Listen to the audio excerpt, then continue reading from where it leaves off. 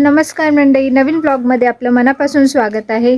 तर वाजले दुपारचे 1 ऑलमोस्ट, मी एवढं बघितलं नाही पण 1 ऑलमोस्ट. आणि आम्ही अजून पण सिद्धांच्या घरी आहे. तर हा सगळा असा व्ह्यू सिद्धांच्या घराच्या बाहेरचा, सगळे शेत, सगळी काळी काळी माती, आणि मी आहे टेरेसवर. तर आता आम्हाला जायचं आहे रिटर्न पुण्याला घरी, आणि आमची चालली आहे तयारी, सगळी बॅग वगैरे भरणं हे ते.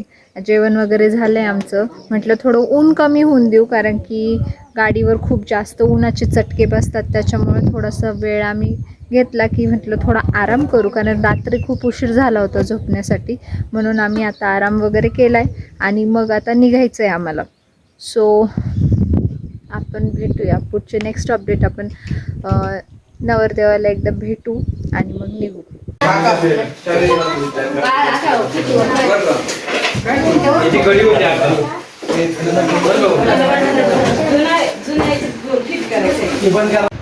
आदो होय आदो टी फिट होईल आजच्या दिवस. टी फिट होईल पाहायचं काय मग, पाहायचं काय झालं.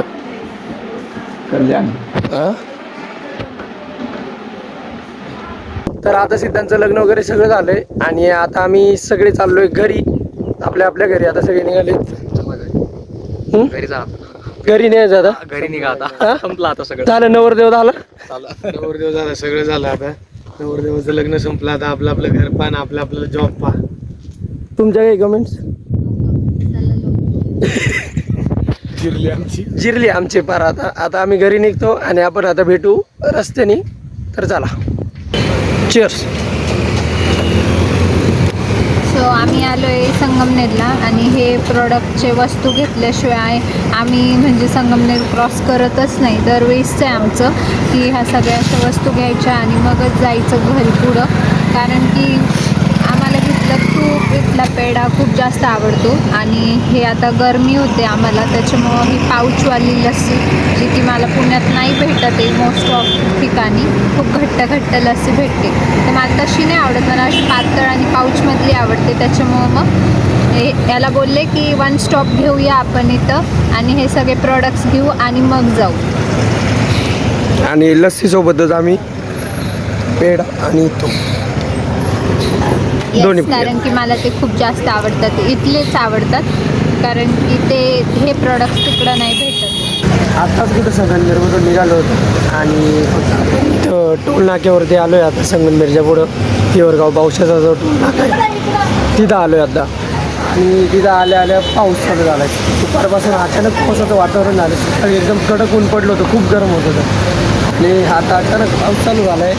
आणि ह्या वर्षीच्या पहिल्या पावसासोबत पहिला चहा. भारी वाटतं आहे. पाऊस पडला, थोडा गारवा झाला, कारण खूप गरम होतं सकाळपासून. मेन प्रॉब्लेम हा पण झाला, कामाला जायचं पुण्याला अजून खूप अंतर बाकी. आता पाऊस उगा थांबला नाही तर उशीर झाला, पुढे ट्रॅफिक.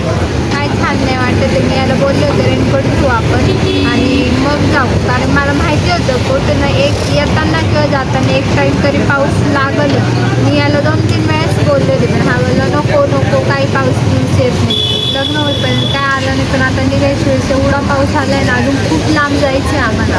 आता थांबायची वेळ, बघू आता पुढे नसावं असं वाटतंय. आता फक्त इथंच काळे दिसतं, पुढं नाही दिसत आहे मला, है ना. सर बघू आता थांबल्यावर बघूयात आता पुढे लागतोय का, तसं आम्ही तुम्हाला अपडेट्स देऊ. घाटाच्या खाली एवढा जोरात पाऊस चालू होता ना, आम्ही थोड्या वेळ थांबलो, पण चहा वगैरे घेतला आणि निघालो, कारण पाऊस थांबलो होता. आणि थोडंसं पुढं आलो तर अचानक खूप जोरात पाऊस सुरू झाला. मग आम्ही विचार केला, म्हटलं बरं ते आपल्याला खूप लांब जायचं आहे आणि खूप अंतर बाकी आहे, तर आपण सारखं थांबू शकत नाही का. तर मग आम्ही पावसात भिजायचाच निर्णय घेतला आणि चालत राहिलो. कपडे ओले झाले, पण जसं आम्ही घाट चढून वरती आलो ना, एकदम मस्त. पण जसं आम्ही घाट चढून वरती आलो ना, मस्त कडक ऊन पडलं होतं. आणि जसं ऊन अंगाला लागलं ना, एवढं भारी वाटलं, कारण की कपडे सगळे ओले झाले होते. आणि आता खूप छान वाटतं. आता बघू पुढं तर पाऊस दिसत नाही आहे, होप सो पाऊस लागू नाही. तर चला करूया आता आपण पुढच्या प्रवासाला सुरुवात.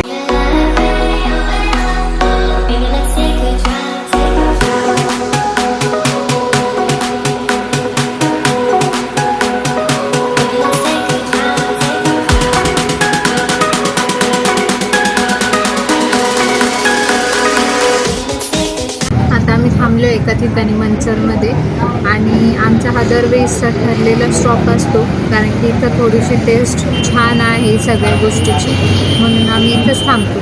तर आता आम्ही ऑर्डर केलं आहे रस्सा वडा संकट. मी रस्सा वडा घेतला आहे आणि मी वडापाव, कारण की मला जास्त भूक नव्हती त्याच्यामुळे मी वडापावच मागवला. मी घरून जेवण केलं होतं पोटभर, पण त्याला भूक लागली मध्येच, मग म्हटलं चला. आणि आम्ही आज घरून आहे ना म्हणजे सिद्धाच्यावरून आलेलो आहे, त्याच्यामुळं आम्ही असं काही टिफिन वगैरे असं काही घेतलेलं नाही. जेव्हा आम्ही आमच्या घरून येतो तेव्हा आम्हाला टिफिन वगैरे असतो, मग तिथून जाऊन काय बनवायचं वगैरे सुचेपर्यंत भूक जास्त लागेल, मग आम्ही असं ठरवलं की चला थांबू आणि काही ते खाऊन घेऊ. नाश्ता वगैरे झाला आहे आणि थोडंसं उशीर पण झालं आहे, ऊन वगैरे कमी झालं नाही, 6:45 वाजते.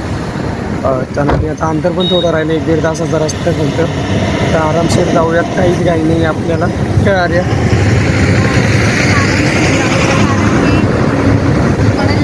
आपण लेटच निघालो होतो ना, लेट पण निघालो आणि त्यात पाऊस तापला. पाऊस पण लागला, ठीक आहे. आणि आम्ही 2-3-4 स्टॉप घेतल्यामुळे थोडा वेळ लागला. हां, कारण पाऊस आम्हाला मध्ये लागला होता. तर चला आता तुझ्या प्रवासाची सुरुवात करू. मस्तपैकी नाश्ता वगैरे झाला, झोप उडाली, चहा वगैरे घेतला. तर चला, जस्ट एक 10 मिनिटांपूर्वी आम्ही पोहोचलोय आता घरी, फ्रेश झालोय. आणि येतानाच आम्ही बिर्याणी घेऊन आलो होतो, कारण खूप जास्त भूक पण लागली होती आणि खूप थकलो पण होतो. त्यामुळे काय आता घरी येऊन परत बनवा ते अजिबात क्षमता नव्हती, अंगामध्ये ताकद नव्हती, काहीच नव्हतं.